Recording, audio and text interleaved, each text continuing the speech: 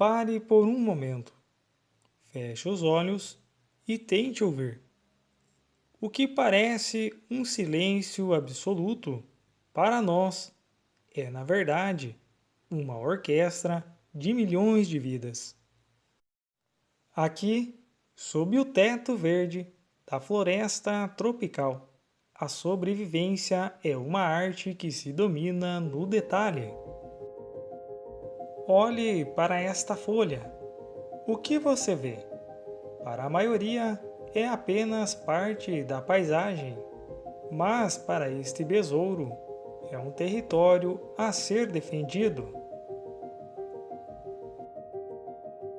Eles estão na base da cadeia alimentar de muitos animais. Diferentes espécies de besouros desenvolvem táticas engenhosas para escapar de predadores. Nem todos os besouros são caçadores, muitos são herbívoros, ou se alimentam de fungos. Muitas espécies têm cores que se misturam ao ambiente ou fingem-se de mortos para evitar ataques. E outros com cores muito chamativas, a exemplo da joaninha, alertam os predadores sobre o seu gosto ruim ou toxicidade. A microfauna não conhece o conceito de trégua. Cada movimento é calculado. A luz que atravessa o dossel das árvores cria um palco onde o drama da vida acontece em milímetros. Aqui, ser pequeno não é uma fraqueza, é a estratégia mais sofisticada da evolução. A verdadeira força da selva não está nos músculos, mas na cooperação e na paciência. Observe o trabalho destas operárias. Elas não possuem um líder visível, mas seguem um plano perfeito. Elas moldam a terra, transportam o dobro do próprio peso e garantem que a engrenagem da floresta nunca pare de girar.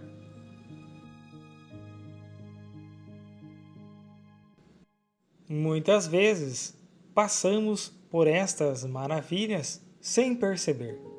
Um ninho habilmente construído. Uma teia que desafia a engenharia humana. São pequenas arquiteturas que guardam o futuro de espécies que o mundo moderno insiste em ignorar. As aranhas produzem a seda a partir de proteínas líquidas chamadas sericinas. O líquido é expelido através das fiandeiras e se solidifica instantaneamente ao contato com o ar. Algumas teias são feitas de uma seda seca, rígida e muito resistente. Outras teias possuem uma camada pegajosa, desenvolvida especialmente para prender as presas quando colidem com a estrutura. A sua resistência é proporcionalmente mais resistente que o aço e consegue esticar até 30% do seu tamanho original sem romper. Mas a floresta também guarda segredos que não cabem na palma da mão. Mas, se olharmos de perto, com a lente certa, descobrimos que a complexidade do pequeno é tão vasta quanto a imensidão do cosmos. Quando o solo treme ou os pássaros calam, sabemos que um dos guardiões está por perto. O grande predador não caça por maldade. Ele caça por equilíbrio. Sua presença é o selo de saúde de todo este ecossistema. Ver um animal deste porte em seu habitat natural é um lembrete da nossa própria pequenez. Ele se move como uma sombra, uma extensão da própria vegetação. Ele é a prova de que a natureza, em toda a sua brutalidade, é perfeitamente organizada. A onça-pintada, além de ser o maior felino das Américas, ele possui a maior e mais potente mordida entre todos os felinos do mundo, capaz de quebrar cascos de tartaruga e crânios de jacarés. Enquanto olhamos para os animais, lembramos que as plantas estão em uma guerra que dura séculos. Na floresta tropical, a luz é a moeda mais valiosa. A exemplo desta trepadeira, ela não busca apenas suporte, mas sim o céu. Algumas espécies, como a figueira mata-pau, começam a vida no topo, jogando suas raízes para baixo até estrangular o hospedeiro. É uma luta lenta, silenciosa e implacável. No chão, onde a luz mal chega, a reciclagem é a chave. Fungos transformam a morte em vida em questão de dias. Estes fungos atuam como os principais recicladores do ecossistema, decompondo matéria orgânica e morta. Além disso, formam redes subterrâneas que fornecem água e nutrientes essenciais às raízes das plantas e ajudam a filtrar poluentes do solo. E você já se perguntou por que alguns insetos parecem exatamente como folhas secas? Não é coincidência, é o resultado de milhões de anos de um jogo de esconde-esconde, onde o prêmio para quem perder é ser devorado.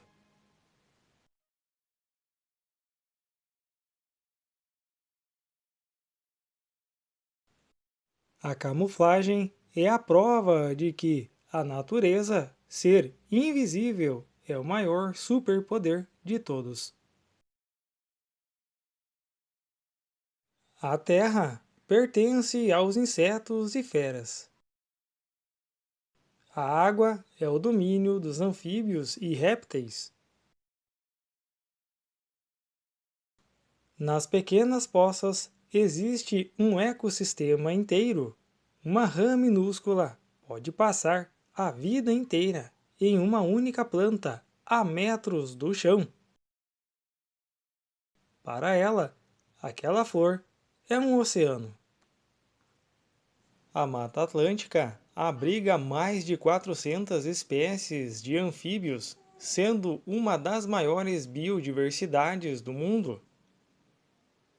Estes animais são essenciais para o equilíbrio do ecossistema, atuando no controle biológico de insetos, transmissores de doenças e pragas agrícolas. Essas rãs possuem uma variação de tamanho impressionante, abrigando desde alguns dos menores vertebrados do mundo até espécies de portes maiores. Algumas espécies minúsculas medem entre 7 milímetros e 13 milímetros, cabendo na ponta de um dedo. Outras espécies consideradas de porte médio podem chegar a 3,7 centímetros. E a rã-pimenta, considerada uma gigante, pode chegar até 20 centímetros de comprimento. Conforme o calor do dia diminui, a sinfonia muda de tom. O crepúsculo é a hora mais perigosa. É quando a visão falha e os outros sentidos precisam assumir o comando. A umidade do ar carrega cheiros e sons que não percebemos sob o sol forte. Este réptil desliza como um tronco flutuante quase imperceptível. E esta serpente aguarda, sentindo o calor das presas através de sensores que nenhum radar humano consegue igualar. Estamos entrando no turno dos especialistas da escuridão. Estes animais são predadores de sangue frio e altamente adaptados a situações climáticas. Algumas cobras passam a vida na copa das árvores, têm corpos longos e delgados, e elas usam a cauda para se segurar em galhos. Muitas vezes a coloração é verde vibrante para se camuflarem na folhagem. Outras espécies, como a sucuri, conhecido por anaconda, preferem rios, pântanos e áreas alagadas, onde a água facilita a locomoção e o suporte para o seu grande peso. Esta jararaca possui orifícios especiais na cabeça, capazes de detectar o calor emitido por presas de sangue quente. Isso permite caçar com precisão na escuridão da floresta. Uma tática comum destes animais é ficar completamente imóveis, misturando-se aos galhos ou ao solo coberto de folhas, esperando que uma presa se aproxime. Quando o animal passa perto, elas dão um bote fulminante.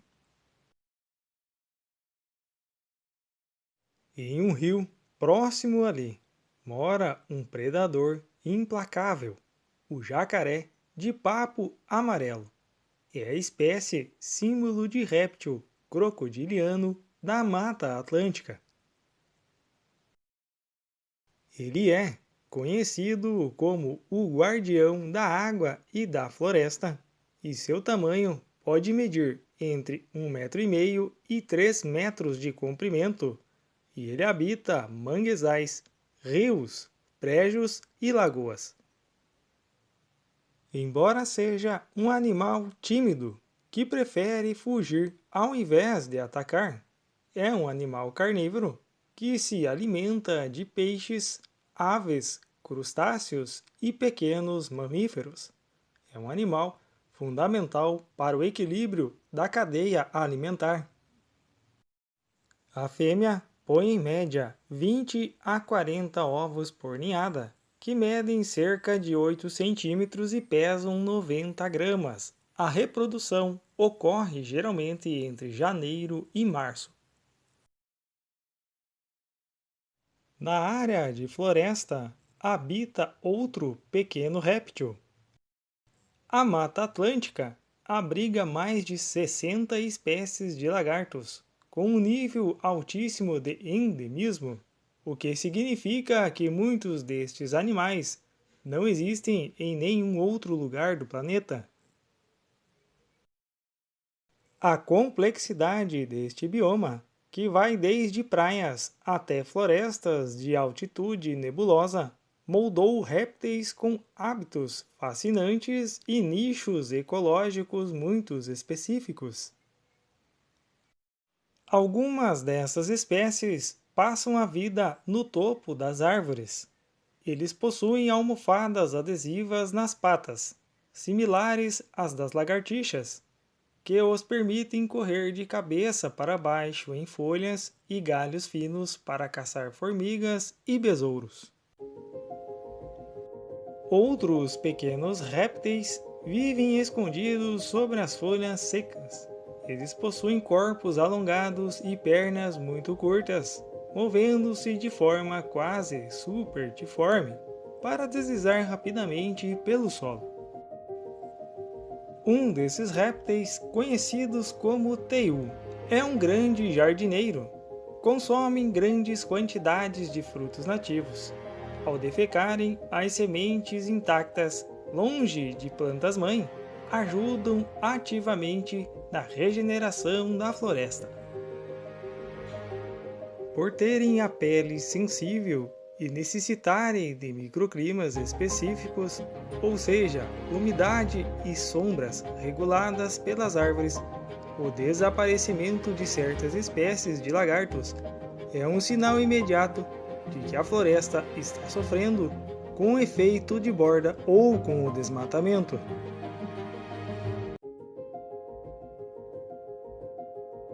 Se você acha que a floresta é movimentada na superfície, saiba que o verdadeiro motor desta máquina está enterrado. Abaixo de nossos pés existe uma rede de túneis que rivaliza com as maiores metrópoles humanas, os engenheiros do solo. Os cupins e as formigas processam toneladas de matéria orgânica todos os dias.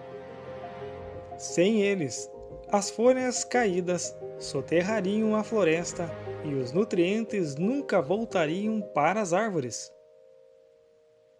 Algumas espécies de cupins constroem estruturas tão complexas que possuem sistemas de ventilação naturais perfeitos, mantendo a temperatura interna. Não importa o calor que faça lá fora, é a arquitetura viva, funcionando em silêncio total, moldando a fundação de tudo o que vemos no topo. Olhando de fora, um cupinzeiro parece apenas um monte de terra seca, mas por dentro ele é uma obra-prima da bioengenharia.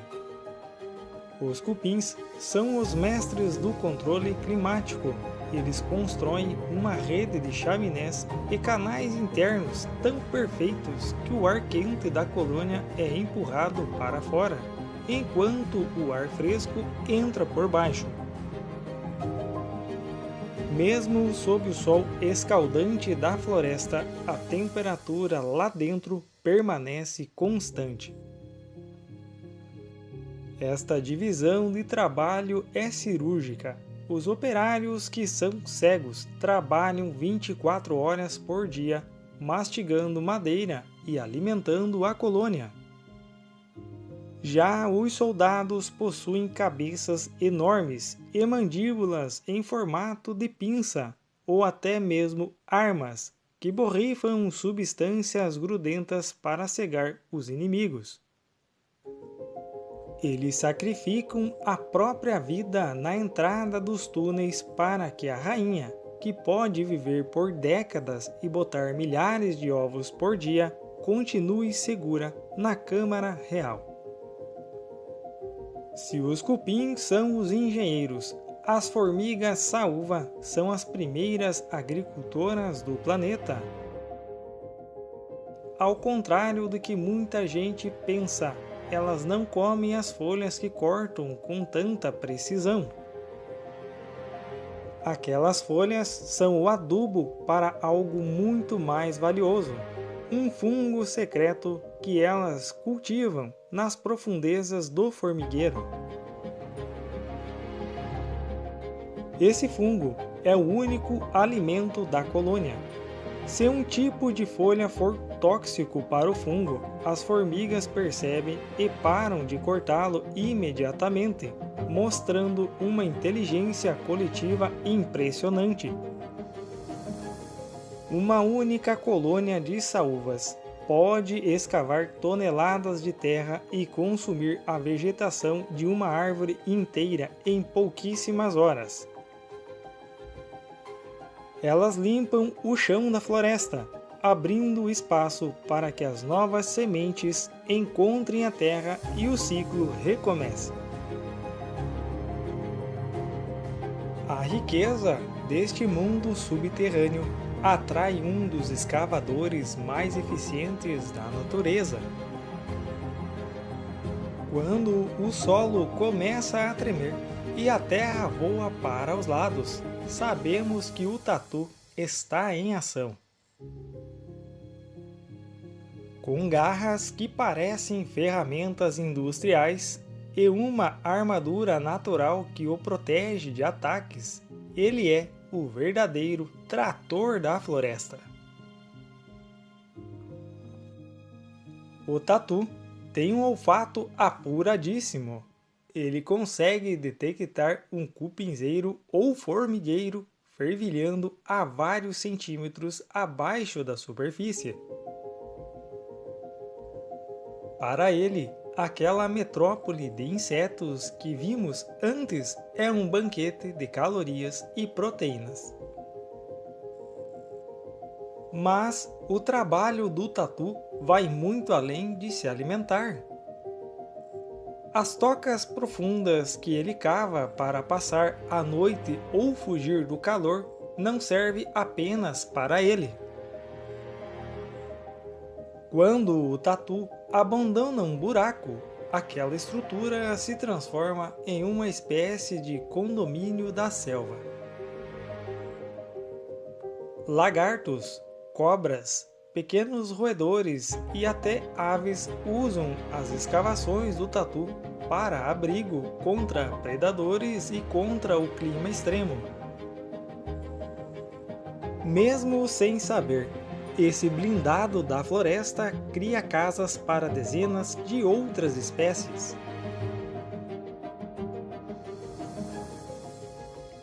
A engenharia do corpo do tatu é ainda mais surpreendente do que suas garras.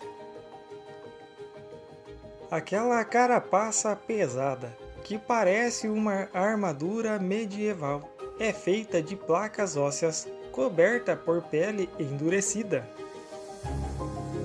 Ela é flexível o suficiente para permitir que ele se curve e se proteja, mas forte o bastante para resistir aos dentes de muitos predadores. Mas o verdadeiro segredo do tatu está na sua relação com a água. Você sabia que, apesar de parecer pesado e desajeitado, o tatu é um excelente nadador? Para atravessar rios pequenos, ele consegue inflar seus pulmões e intestinos com ar, o que faz seu corpo flutuar como uma boia. E se o rio for muito largo ou a correnteza estiver forte, ele usa outra tática impressionante. Ele simplesmente prende a respiração por até 6 minutos, afunda e caminha calmamente pelo fundo do rio, usando suas garras para se fixar no leito até chegar ao outro lado. É um tanque de guerra anfíbio, adaptado para vencer qualquer obstáculo que a floresta tropical coloque em seu caminho. Ao final do dia, quando as sombras cobrem o dossel e a floresta tropical muda de turno, a grande lição que fica é a conexão. Hoje nós viajamos por escalas diferentes. Vimos que o império dos pequenos insetos e a engenharia cega dos cupins e a força brutal do tatu não são histórias isoladas. Eles são fios da mesma tapeçaria. O gigante depende do invisível. O predador de topo só governa porque o engenheiro do solo mantém a base firme. Na natureza, nenhum ser é grande demais que não precise de ajuda. E nenhum é pequeno demais que não faça a diferença. Nós também fazemos parte desse sistema, e olhar para a selva com esse respeito é o primeiro passo para garantir que essa orquestra continue tocando por muitas gerações. Esse foi um projeto muito especial e diferente aqui no canal, feito especialmente para você. Se você curtiu este formato de documentário mais longo e imersível, Deixa o seu gostei e se inscreva para não perder a parte 2, porque a floresta ainda tem muitos segredos para nos revelar. Comente aqui embaixo qual foi o animal que mais te surpreendeu hoje. E meu muito obrigado por assistir até aqui e até a próxima jornada.